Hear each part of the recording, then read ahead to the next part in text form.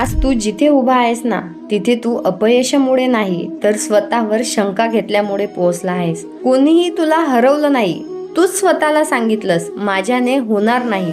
पण जरा आठव, एक काळ असा होता जेव्हा तू थकलास तरी थांबायचा नाही, जेव्हा भीती होती तरी पुढे पाऊल टाकत होता, स्वतःवर विश्वास होता. आणि आज तोच विश्वास तू गमावला आहे. अपयश तुला तोडायला येत नाही, ते तुला घडवायला येतं. प्रत्येक अपयश तुला एकच प्रश्न विचारतं, तू इथेच थांबणार की पुन्हा उभा राहणार? सगळेच थकतात, सगळ्यांचे स्वप्न कधी ना कधी दुखावतात, पण जे रोज स्वतःला उचलतात तेच पुढे जातात. सर्वात मोठं ओझं कशाचं असतं माहिती आहे का? भूक, गरिबी, अपयश नाही तर मी प्रयत्नच केला नाही ही बोचरी जाणीव. म्हणून आज नाही तर कधी, तू नाही तर कोण, एक छोटंसं पाऊल टाक. मोठं नाही, फक्त खरं पाऊल. आज एक प्रयत्न कर, उद्या अजून एक.